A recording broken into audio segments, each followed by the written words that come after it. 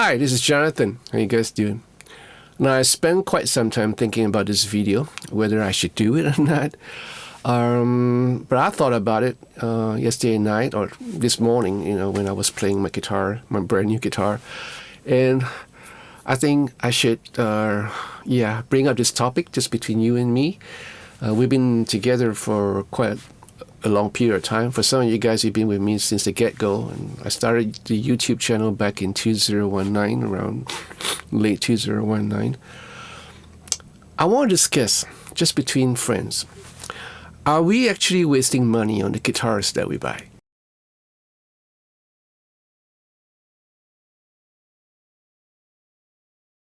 Now, like any normal, responsible presenter or a YouTuber, I would probably have kind of prepared everything down, right? And if you guys know me, most of the time I will just speak off the cuff. And I don't actually have a teleprompter or a script to go around. This time around, I prepared a couple of pointers that we should discuss, basically. So procuring guitars is an essential ritual for any serious players. That's the first point. And I think that is so true because for every one of you who asks me questions, there are so many questions that pertains to comparison. Should I get this or should I get that? Is this worth the money? Is this not worth the money? And sometimes I just have no answer, and my only answer is your choice. Some of you guys may know I would just answer as your choice. Because no matter what it is, the ritual of getting a new guitar, it's your own. It's your own individual experience. You should cherish it. I remember the first time I bought my first guitar with my own paycheck. You should cherish it as part of your growing up as a guitar player. Now, whether you're a musician or not, a pro musician, or whatever you are, which we're going to talk about later on, that is your own individual cherished memory. And you have to go through that. You have to buy your first guitar. You have to go search for your first guitar, whether it comes from a pawn shop or from Guitar Center or from whatever, or from a friend, a used guitar for that matter. So it's you. You have to go through that ritual. And then depending on your finances, you will probably go through quite a lot of guitars in your lifetime. And that's a fact. That's the second point.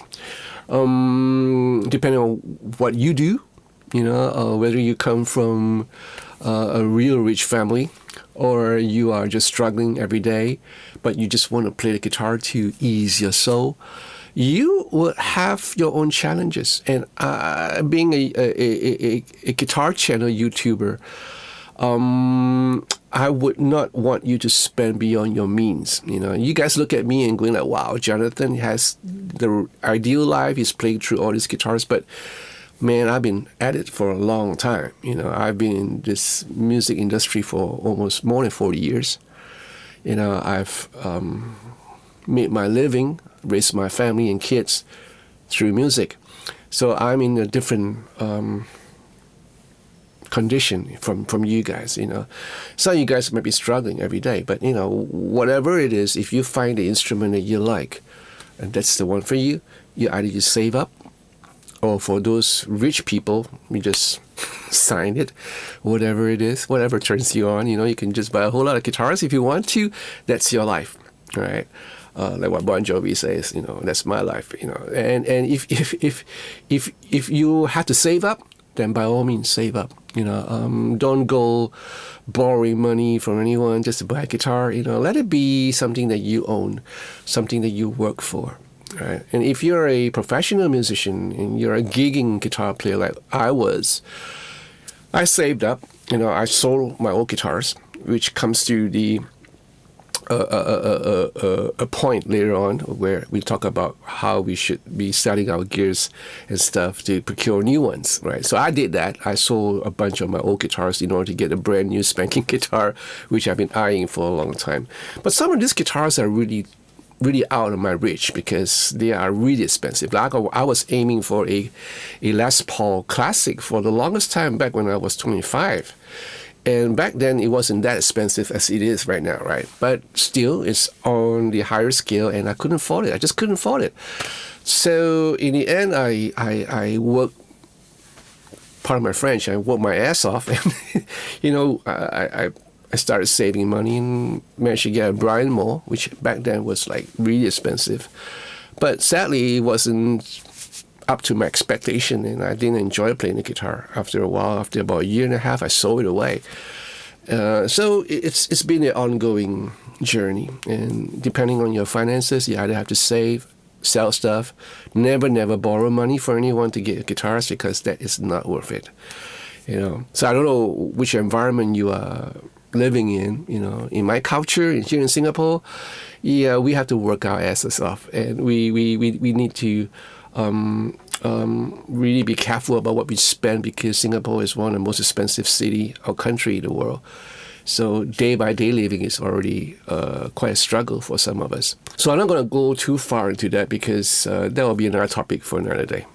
Now, the third point is there are so many brands out there that it can be quite confusing and intimidating, because you get all these big brands like the Fenders, the Gibsons, and all that.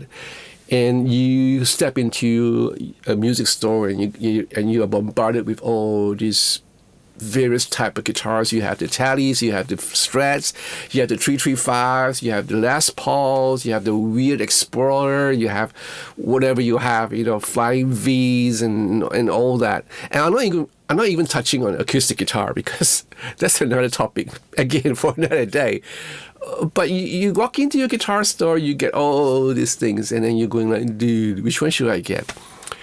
Now, my advice to you is to do your research. Now, if you're a newbie, if you have no inkling what an electric guitar is, I would suggest you borrow, don't steal, beg and borrow an electric guitar, bring it home, have fun with it. If you can borrow an amp, it will really be good. And see whether you are comfortable with playing an electric guitar. If you are, or you were a acoustic guitarist before, it might be a challenge holding an electric guitar, because it's so much thinner, and because it's amplified, it's so much louder. So you, as a newbie, you got to go through all that, and go and borrow one. Bring it home, play around with it, and then do your research. In these days, there's no excuses for not doing research. All right, there's Google. Man, just type in electric guitars or types of electric guitars, and you'll be presented with a whole lot of results. Like, and there's Wikipedia. You can find out about the history of each make and each brand and each model. The information is right out there at your fingertips. So all you need to do is just sit down on your computer and do your research and decide which guitar is best suited for you. I don't know what sort of music you listen to. Right? You might be listening to, I don't know, soul. You could be listening to funk. You could be listening to rock, metal, whatever. So depending on your genres, your favorite band, I'm sure you have a favorite guitar player. Right? So that's the way to go. I fell in love with the Strat because I saw my favorite guitar player playing a Strat, and it's Steve Lukather. And I wanted to get a Les Paul because I saw Robin Ford playing a Les Paul. And I saw a 335, and I wanted to get a 335 so bad, but it was so expensive. So that's a good guide, a good way to go. Look for your favorite guitar player, and if you are kind of hero worshipping him, then you might just want to get the same make of guitar that he has. And that's a good way to start. And it's a fantastic journey, because as you evolve, as you play more, and then you start to be in a band, and then if you decide to take up the mantle of being a professional musician, then there's a whole lot more to go through. A whole lot other brands, the bespoke brands, those are really expensive, but they are really nice guitars, and there's a reason why they are nice, right? So what really matters? Okay, so the brands, some of us will be thinking about resale value. If I buy a Gibson Les Paul, if I don't like it, I can probably sell it again at a good price and not lose too much. But is that really what you should be thinking about? For me, every time I buy a guitar, I never thought about any resale value. When I buy a guitar, it's for keeps. You understand what I'm saying? It's like when I buy a guitar, I'm going to keep this guitar for the longest time, forever if need be, and be an heirloom for my grandchildren if I'm going to have one. So it's going to be with me forever. That's my intention. When I buy a new guitar, that's it. Some of us do think differently because all of us are wired differently, right? So it's something that you should consider, For me, if I step into the store and I saw a guitar that I like, if I really want it, I would get it, Yeah, like the Badfinger song, if you want it, here it is, come and get it. So I want to get it and I will keep it as long as possible. And there are other considerations like, the build specification, playability, the looks of it, the aesthetic. So all this plays a part in choosing a guitar. And if you're going to spend money on a guitar that you like, but it doesn't sound good, defeats the purpose.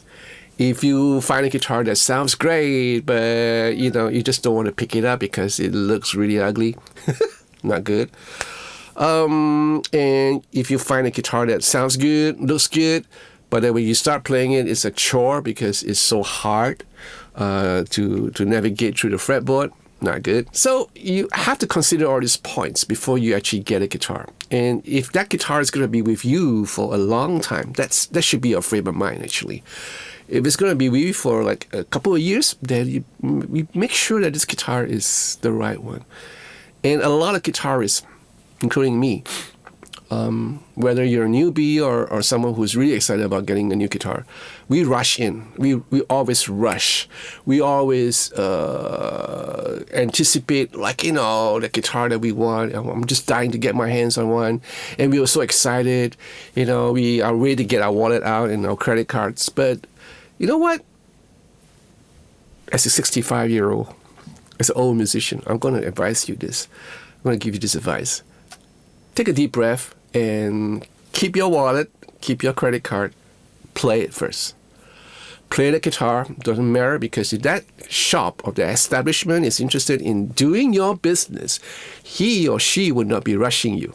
So take your time and play it and find out whether there are other options available and then try them out. Sometimes I go into a shop back when I was in my mid-30s when I was looking for guitars to record because I was doing a whole lot of sessions. I would go into a shop and I would be thinking, okay, I'm going to get myself a Les Paul, for example. And I'll probably walk out there with another Strat. Or I'll go inside and I'm thinking I'm going to get a Strat and I'll walk out with an acoustic guitar. So we should always give ourselves that freedom to experience what is available to you and then make a decision. Then do your final decision. Don't rush. Don't rush into it. Again, whether are you wasting money on these guitars that you're going to buy or have bought, it also depends on who you are, basically. Are you a professional guitar player like me? Or are you a church musician? Or are you just an amateur guitar player who might be a collector? So I'm going to put the guitar collector one side because they can afford anything. I'm not talking to them, basically, because I love them because they know how to appreciate good guitars, but we are of a different league, in terms of spending power. So I'm no discrimination against them. I still respect them for what they do. They could be my lawyer or my dentist. You don't want to offend lawyers or dentists. All right, so professional guitar players, so you're a gigging player, you're a gigging musician. You need to find a guitar that's workable. You need to find a guitar that is dependable. You need to find a guitar that is comfortable. You need to find a guitar that looks good on stage. So all these are stuff that you'll be looking for when you walk into a store or when you are planning to buy a guitar. Now, sometimes you'll be thinking about getting a guitar that you just want to play. All right, so that's fine. If you have the finances, fine. Get a guitar that you feel good playing. I spend quite a lot of money on getting my Duesenberg lap steel, the lap steel that I sometimes use, and I don't use it often, but I just want one. I just want one. I don't need one, but I want one, and I bought it, and I didn't regret it. It's going to be with me for the longest time because I enjoy playing. But it doesn't help me in anything. Well, except for some recordings where I do some lap steel parts. That's fine. It's earning its keep, bit by bit. But I don't use it for live, and I don't use it a lot in this channel. But it's something that I love to play. So something to think about. And if you're a church musician, so church musicians are like most musicians. We kind of like follow the trend. So at one time there was a whole lot of Gretsch players, and at one time there was a whole lot of Les Paul players. But hey, whatever turns you on, if you are playing in church, if you think that this guitar suits the worship form that your church is indulging in, fine. I have nothing to say about it. So you choose the guitars that suits your purpose, and that's it. Church players, they have the rich ones, and they have the not so rich ones. So I've met both parties. So I kind of understand where they're coming from. They want to get the kind of sound that you hear in all these modern worship songs. I'm not going to go there. Sorry. So yeah. So you have to also find out what guitars is best suited for your form of music, your genre. And then if you're an amateur guitar player or someone who just started to play, then like what I just said, my first advice is to Google. Do your research. Google is your best friend. Wikipedia is your best friend. Do your research. Look at the history. Look at clips. Look at YouTube channels or whatever, videos.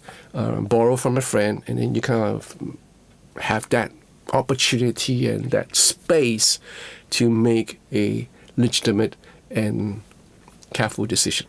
All right.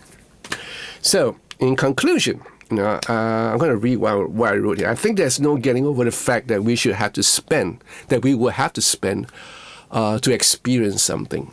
And at some point or another, we should be thinking of a way to live with what we have and be contented.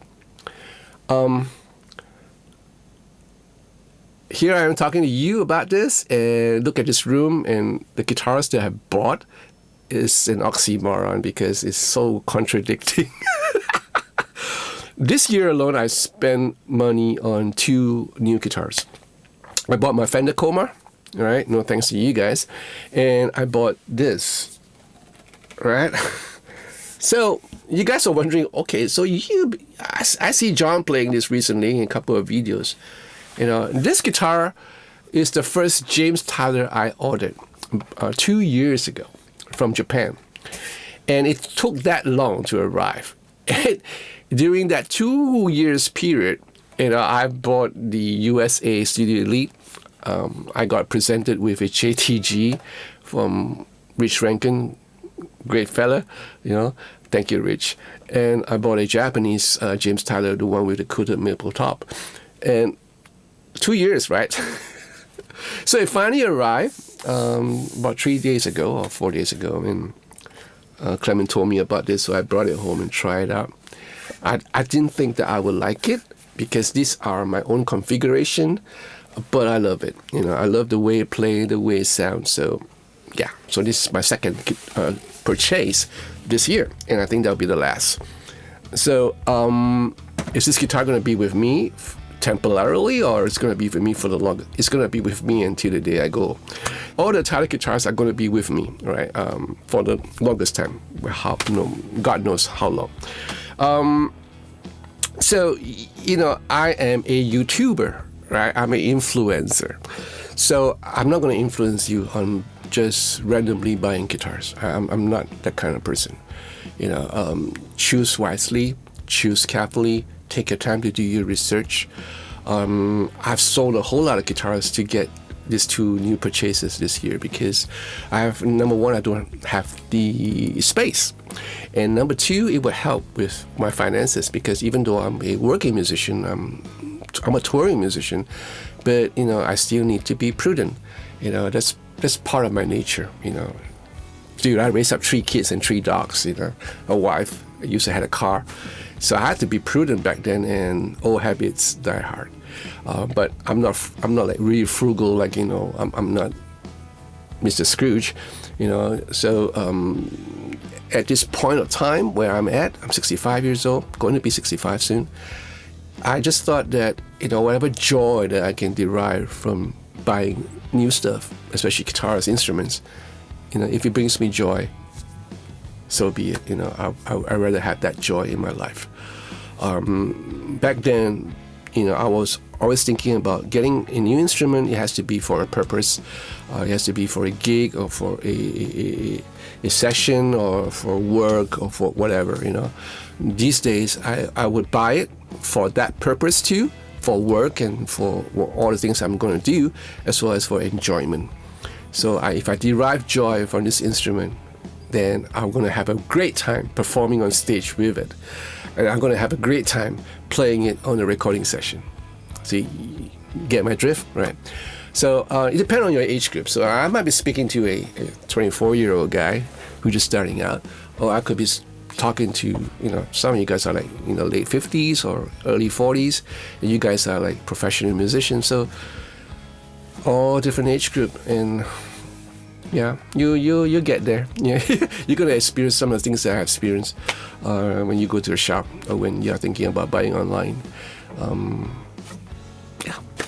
So I hope you get something from this video. I know this video is devoid of any music of any sort, but I thought I should do this video for some of you guys out there. So you like more of these videos, let me know, and I have to put in a little bit more brain power